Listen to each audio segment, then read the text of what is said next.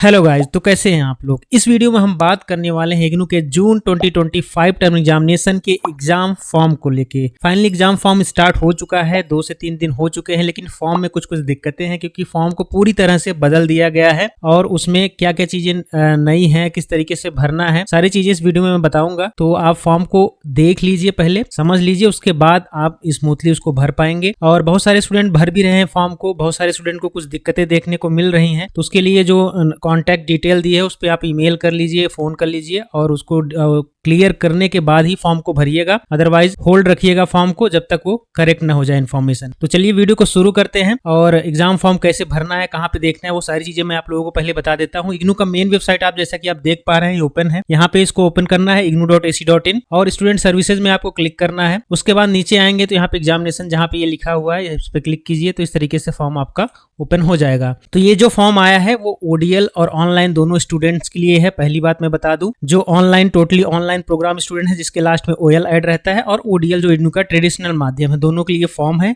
जो आपका online programme है वो पेन एंड पेपर के माध्यम से भी होता है और आपका सीबीटी कंप्यूटर बेस्ड टेस्ट भी होता है। तो जो ऑनलाइन के स्टूडेंट हैं ऑनलाइन प्रोग्राम वाले, तो वो दोनों माध्यम चूज कर सकते हैं, चाहे पेन एंड पेपर के माध्यम से दें, चाहे वो जो है कंप्यूटर बेस्ड टेस्ट दे। कंप्यूटर बेस्ड टेस्ट में होता है आपको टाइपिंग करनी होती है, एग्जाम सेंटर लिमिटेड होते हैं इसके। फॉर्म शुरू हो गया था जो है 14 मार्च से, यानी कि होली के दिन से फॉर्म स्टार्ट कर दिया गया था और 20 अप्रैल तक चलने वाला है। मे बी लास्ट डेट भी एक्सटेंड हो, वो अलग की बात है, लेकिन अगर आप लॉग इन करते हैं, आपका फॉर्म पूरा इजिली सब कुछ सब सही दिख रहा है, तो आप उसको फॉर्म को कंप्लीट कर लीजिए। और एक चीज इंपॉर्टेंट है, एक चीज ध्यान रखिएगा कि बहुत सारे स्टूडेंट्स के प्रोग्राम में प्रैक्टिकल और प्रोजेक्ट होते हैं जिसके इवैल्यूएशन की फीस अब लगने लग गई है, तो उसको आपको भरना रहेगा, ये ध्यान रखिएगा। बहुत सारे विद्यार्थी जो है फॉर्म अभी नहीं भरते हैं प्रोजेक्ट इवैल्यूएशन का और एग्जाम प्रैक्टिकल का, बाद में उनको जो है दिक्कत होती है। तो ये देख लीजिए, यहाँ पे मेंशन किया गया है जनवरी 2023 सेशन से जिन्होंने एडमिशन लिया है उनको प्रोजेक्ट इवैल्यूएशन और प्रैक्टिकल की फीस भरनी होती है। जितने का जिस हिसाब से प्रैक्टिकल और प्रोजेक्ट रहता है उस हिसाब से फीस उसमें ऐड हो जाएगी। फॉर्म भर जाएगा, जब हॉल टिकट आएगा उसमें आपका डेट नहीं मेंशन रहेगा, आपका जो रिसिप्ट जनरेट होगा उसको रखना होगा कि आपने ऑलरेडी फीस पे की हुई है।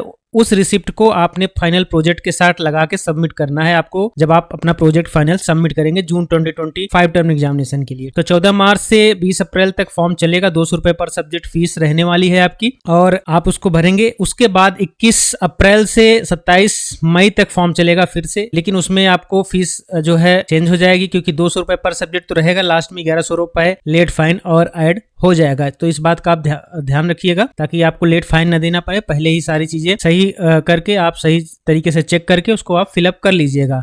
जिनके फॉर्म में दिक्कत आ रही है लॉगिन करने में, थोड़ा सा वेट कर लीजिएगा। मे भी एक आध दो बार एज पर प्रीवियस प्रैक्टिस आपने देखा होगा डेट को एक्सटेंड किया जाता है विदाउट लेट फीस, हो सकता है इस बार भी, क्योंकि अभी कई सारे स्टूडेंट्स का रिजल्ट भी डिक्लेयर नहीं है, तो वो भी दिक्कत आ रही है। फॉर्म में देखा गया है कि उनका जो है रिजल्ट डिक्लेयर नहीं हुआ है लेकिन वो नो दिखा रहा है, क्योंकि जब फॉर्म भरते हैं तो उसमें यस या नो करके दिखाता है कि आप फॉर्म के लिए जो एग्जाम के लिए एलिजिबल हैं कि नहीं है। अगर एलिजिबल है तो यस लिखा रहता है, नहीं एलिजिबल है तो नो लिखा रहता है। मान लीजिए किसी ने एग्जाम दिया हुआ है, उसका रिजल्ट अभी डिक्लेयर नहीं हुआ है, तो उसमें भी वो नो दिखा रहा है। तो इस तरीके की दिक्कतें आ रही हैं। मान लो वो फॉर्म रिजल्ट डिक्लेयर लेट में होता है, वो फेल हो जाता है, तो बाद में एग्जाम फॉर्म नहीं भर पाएगा। इस तरीके की ये दिक्कतें हैं जो फॉर्म में भी देखने को मिल रही है, आगे उसको करेक्ट कर दिया जाएगा, तो अभी परेशान होने वाली बात नहीं है। तो इंस्ट्रक्शन एज पर प्रीवियस ही है, कुछ में नया बदला नहीं गया है, तो इसको आप देख लीजिएगा। और कॉन्टैक्ट डिटेल वगैरह दिया गया है जहाँ पे आपको कॉन्टैक्ट करना है कि अगर कोई दिक्कत आती है तो रजिस्ट्रार SRD वगैरह को ईमेल कर सकते हैं। यहाँ पे कॉन्टैक्ट नंबर दिया है, जो बाकी ईमेल आप कर सकते हैं। और भी जो है यहाँ पे एग्जाम डिवीजन का जो है ईमेल आईडी दिया गया है और कॉन्टैक्ट नंबर दिया गया है, यहाँ पे भी कॉन्टैक्ट कर सकते हैं। ये सारा सब कुछ यहाँ पे मेंशन है जो प्रीवियस एग्जाम में मेंशन रहता है, आप इसको पढ़ लीजिएगा एक बार डिटेल में। उसके बाद यहाँ पे डिक्लेरेशन पे क्लिक करके प्रोसीड कीजिएगा। प्रोसीड करेंगे तो आपको रिडायरेक्ट कर देगा आपका जो है स्टूडेंट पोर्टल पे, इस वाले पेज पे रिडायरेक्ट करेगा, जो इग्नू का स्टूडेंट पोर्टल के नाम से जाना जाता है। इस पे जब स्टूडेंट एडमिशन लेते हैं, एनरोलमेंट नंबर मिलने के बाद इस पोर्टल पे रजिस्ट्रेशन करना होता है। अब ये कंपलसरी ही हो गया है, क्योंकि आप जब तक आप इस पे नहीं आएंगे तब तक अपना एग्जाम फॉर्म भी नहीं भर पाएंगे, नेक्स्ट ईयर में रजिस्ट्रेशन नहीं कर पाएंगे। पहले तो रजिस्ट्रेशन भी यहीं से ही होता था, कोई ऑप्शन ही नहीं था, अब एग्जाम फॉर्म भी यहीं से हो गया है, कोई ऑप्शन नहीं है आपके पास। तो सबसे पहले जो नए स्टूडेंट है, जो उन्होंने कभी भी इसमें रजिस्ट्रेशन नहीं किया है, न्यू रजिस्ट्रेशन पे क्लिक करके रजिस्ट्रेशन करेंगे। कैसे रजिस्ट्रेशन करना है, कैसे फॉर्म फिलअप करना है, ऑलरेडी चैनल पे अवेलेबल है। स्टूडेंट पोर्टल पे कैसे रजिस्ट्रेशन करना है वो आप देख लीजिएगा। फिर यहाँ पे अपने एनरोलमेंट नंबर और जो पासवर्ड बनाए रहेंगे उसको उसके थ्रू आपको लॉग इन करना रहेगा। लॉग इन करते ही आपको आगे का प्रोसेस में समझाता हूँ। जब आप लॉग इन कर लेंगे तो इस तरीके से आपका इंटरफेस दिखेगा आपको।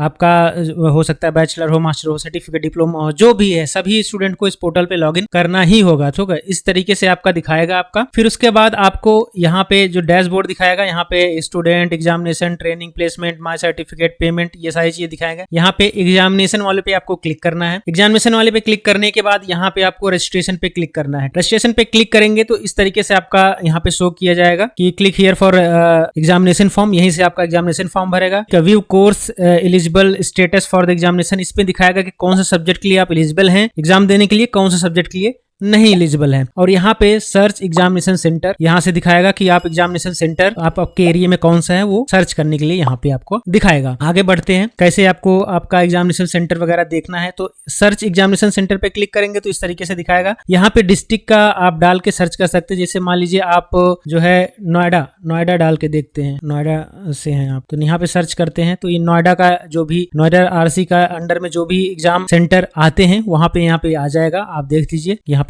एग्जाम मोड कौन कौन सा अवेलेबल है, या इस तरीके से आप अपना एरिया का डिस्ट्रिक्ट यहाँ पे डाल के सर्च कर सकते हैं, देख सकते हैं। जो भी है आपका, हैदराबाद हो, बेंगलोर हो, दिल्ली हो, लखनऊ हो, वाराणसी हो, जो भी आपका रीजनल सेंटर हो वहां पे आप डालिए, मुंबई, पुणे, जो भी है यहाँ पे डाल के सर्च करके देख सकते हैं। और नेक्स्ट जो है यहाँ पे व्यू कोर्स, हम देखते हैं कि कौन कौन कोर्स के लिए एलिजिबल हैं। व्यू पे जैसे ही क्लिक करेंगे और यहाँ पे सेशन सिलेक्ट करेंगे, जून एग्जाम के लिए आपको देना है, जून यहाँ पे दिखा रहा है, जून 2025, इस पे क्लिक करेंगे। देखिए इसमें सबसे बड़ी दिक्कत क्या है कि जो जिनका मैं अभी फॉर्म ओपन कर रखा है इनका सारा कुछ कंप्लीट है, बट यहाँ पे दिखा रहा है कि ये एलिजिबल है, तो ये थोड़ी थोड़ी दिक्कतें हैं। यहाँ पे नो दिखाएगा रेड कलर में, NO लिखा रहेगा, यानी कि उस सब्जेक्ट के लिए आप एग्जाम देने के लिए एलिजिबल नहीं है, आप उसमें पास आउट कर चुके हैं, वहां पे P करके लिखा रहेगा। तो इस तरीके से आपको यहाँ पे दिखा देगा कि सब्जेक्ट के लिए एलिजिबल हैं, किस सब्जेक्ट के लिए नहीं है। यस मतलब आप एग्जाम देने के लिए एलिजिबल हैं, नो मतलब नहीं, आप एग्जाम देने के लिए एलिजिबल नहीं, आप पास आउट कर चुके हैं, आपकी मैक्सिमम ड्यूरेशन खत्म हो चुकी है। तो ये एक ऑप्शन हो गया। अब उसी में देखते हैं यहाँ पे आप एग्जामिनेशन फॉर्म,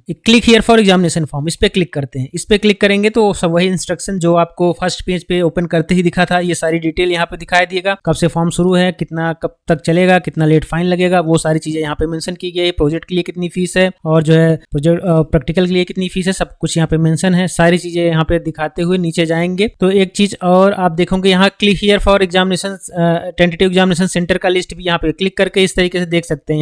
यहाँ पे जैसे मान लीजिए आइजॉल है, या जो वहाँ पे ऑलरेडी मैंने पहले दिखाया सेम उसी तरीके से कोचीन में कौन सा सेंटर है, तो इस तरीके से यहाँ पे भी देख सकते हैं आप। तो ये एक ऑप्शन रहेगा आपके पास। उसके बाद नीचे करके आएंगे यहाँ पे, तो यहाँ पे डिक्लेरेशन पे क्लिक कीजिएगा। डिक्लेरेशन पे क्लिक करने के बाद प्रोसीड पे क्लिक कीजिएगा। तो इस तरीके से आपका ये डिटेल खुल जाएगा। यहाँ पे आपका पूरा पर्सनल डिटेल रहेगा, ठीक है। इसको मैं हाइड कर रहा हूँ एज पर सिक्योरिटी रीजन, ठीक है, जिनका है। अब यहाँ नीचे देखिएगा, नीचे सबसे पहले रीजन चूज करने के लिए आएगा। जैसे पहले एग्जामिनेशन फॉर्म में आप देखते थे जो भी आपका रीजन हो, आप मान लीजिए आप जो है अलीगढ़ के स्टूडेंट हैं, आप बैंगलोर में एग्जाम देना चाहते हैं, या बैंगलोर का रीजनल सेंटर के स्टूडेंट हैं, आप दिल्ली में आ चुके हैं, या फिर जो है मुंबई चले गए हैं, तो जो भी रीजन है आपका, इससे कोई फर्क नहीं पड़ता, क्योंकि इग्नू ऑल ओवर इंडिया में एग्जाम देने की फ्लेक्सिबिलिटी देता है, तो आप कहीं भी एग्जाम दे सकते हो, ठीक है, किसी भी रीजन का हो। बट आपका जो रीजनल सेंटर, स्टडी सेंटर है, वहीं पे आपको असाइनमेंट, प्रैक्टिकल वगैरह कंडक्ट कराए जाएंगे। एग्जाम का कोई वो नहीं है, आप कहीं भी एग्जाम दे सकते हैं। मान लीजिए दिल्ली एनसीआर है, यहाँ पे क्लिक कीजिए। उसके बाद फिर यहाँ दिल्ली एनसीआर का जो भी एग्जाम सेंटर है उसको आप चूज कर लीजिए। आप जो है डिसेबल स्टूडेंट है कि नहीं है, नॉट एप्लीकेबल, यहाँ पे क्लिक कर दीजिएगा। आपने असाइनमेंट सबमिट किया है या नहीं, वहाँ